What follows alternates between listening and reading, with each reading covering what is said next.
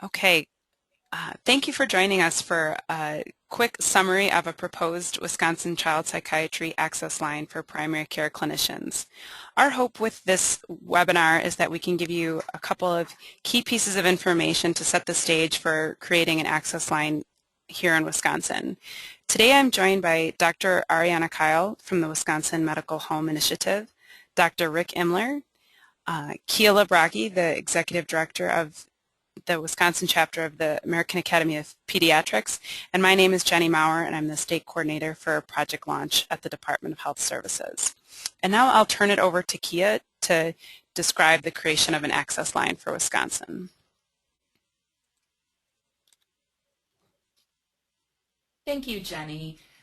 And thank you for joining us for this webinar. We're very glad to be addressing a critical need in the state of Wisconsin, which is to expand the care and of behavioral health services to primary care providers. And so with that as a stated goal, the model is to create a consultation line, a phone call-in line that would involve a team of child psychiatrists and other providers who serve children in the role of not only clinical but also sort of social environmental supports for behavioral health, children with behavioral health needs. And the call-in line is a model that has been looked at elsewhere in the country. And here in Wisconsin, you'll see the list of organizations who have endorsed the proposal as you're about to hear it.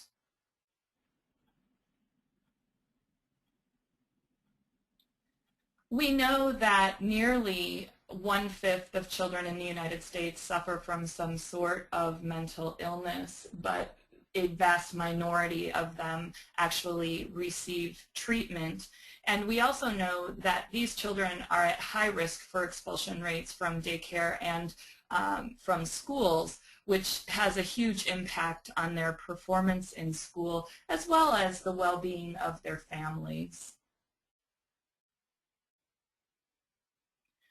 In Wisconsin, these statistics are mirrored, and in some cases even worse. We know that as of data collected in 2009, most counties had fewer than 4 child and adolescent psychiatrists, and many had none, particularly in the northern part of the state. There's a paucity of mental health providers and services. Nationally, we know that roughly 16% of children are served by their state's mental health authorities, and here in Wisconsin that number is under 5%.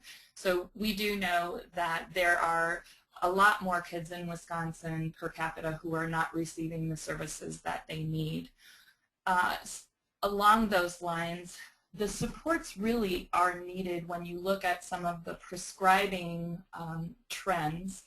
And we see that in a 4-year period between 2002 and 2006, there was a dramatic increase in the use of antipsychotics for children 17 years of age and younger. And many of those prescribing are primary care rather than mental health specialists. And so we really do need as much support for those primary care providers as possible.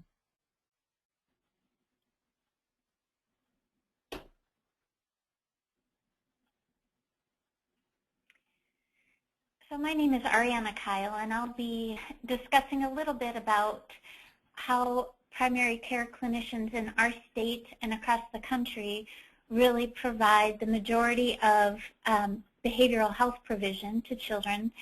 And then I'll also be talking about how other states have approached constructing their access lines.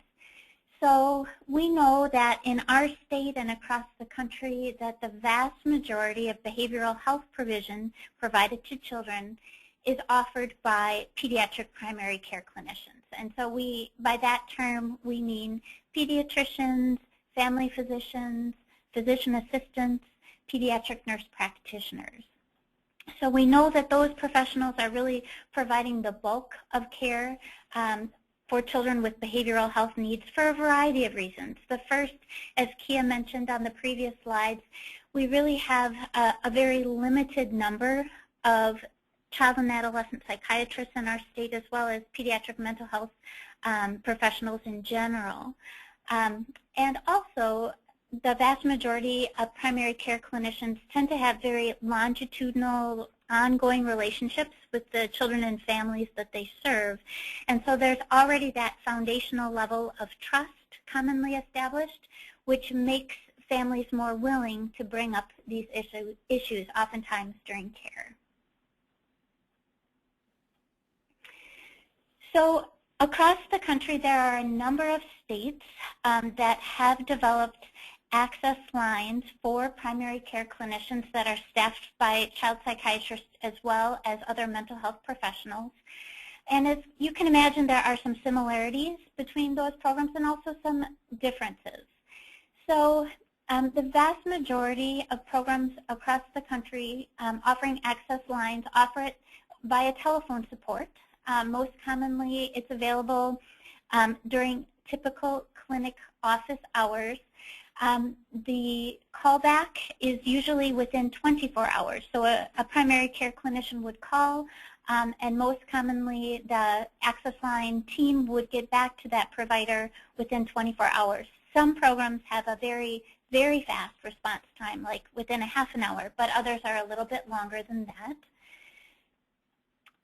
The program staff, for all of the lines, it includes child psychiatry. But other elements or other team members that are commonly included are psychologists as well as social workers who would be aware of relevant community resources. Another area that's a key program component of access lines across the country is, of course, infrastructure. So that foundational level of administration and program monitoring and evaluation critical pieces to all access lines.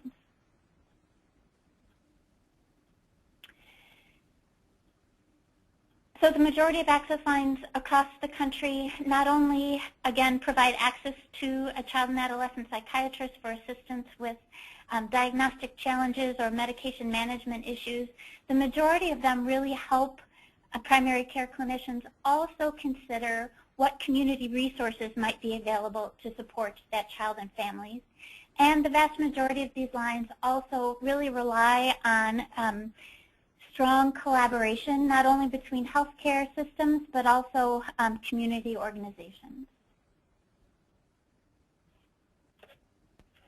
So there are some differences between the way access lines across the state operate. One area of difference is whether access to the access line is on a voluntary basis. The majority of lines are that way, that clinicians themselves decide when they would like to call the line or not. Some states do have a mandatory component, particularly around the use of certain medications. Some programs offer training and technical assistance to the clinicians that they serve.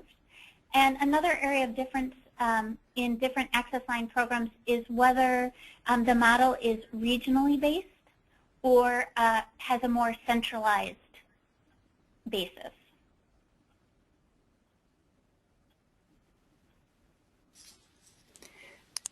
And now I'm going to turn it over to Dr. Rick Imler, who's a child and adolescent psychiatrist who's practiced for the majority of his career in rural areas of Wisconsin.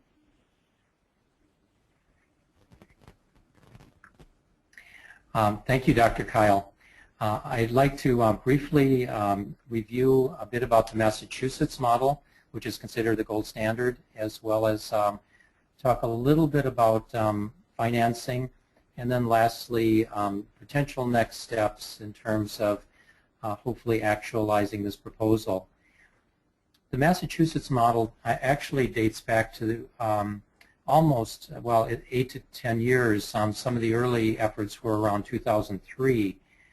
It has great penetration in terms of engagement with primary clinicians, up to 70% in a quarter and 90% in a given year.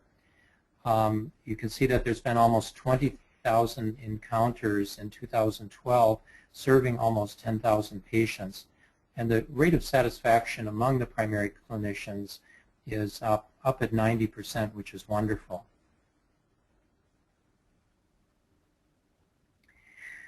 The financing, with about 1.5 million children in Massachusetts, the $3 million annual allocation works out to a little over $2 per child per year from the general purpose revenues that the legislature authorized.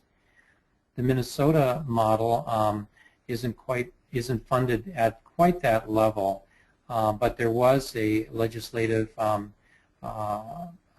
support that resulted in the system going online with 5 providers around the state last year, funded at about $1 million in total.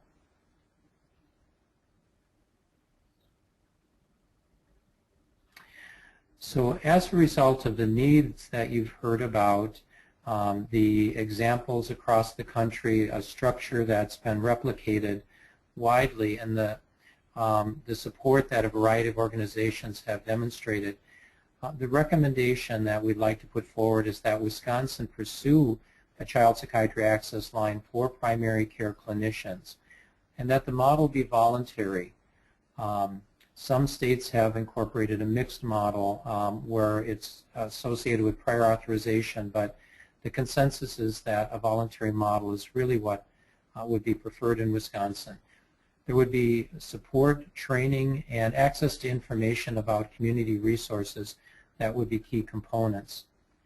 In achieving a consensus among key stakeholders, we're suggesting that the areas of guiding principles, the expectations from clinicians for the program, discussion about a regional versus a central model, the makeup of the access line team, the type of data that would be helpful to monitor, evaluate, improve this proposal, and various funding strategies be considered in hopefully the key stakeholder discussions that will be occurring more broadly, and then specifically July 22nd in Milwaukee and July 23rd in Weston at St. Clair's Hospital. Should you have information or questions rather, please contact Molly at the number that you see on the slide. Thank you. All right. Well, thank you so much for joining us to hear more about the proposed Wisconsin Child Psychiatry Access Line for primary care clinicians. And I want to extend my thanks to Kia Labraki, Dr. Ariana Kyle, and Dr. Rick Imler for sharing so much great information with us. And once again, my name is Jenny Maurer, and I hope that you will join us for the stakeholder meetings in July. Thank you so much.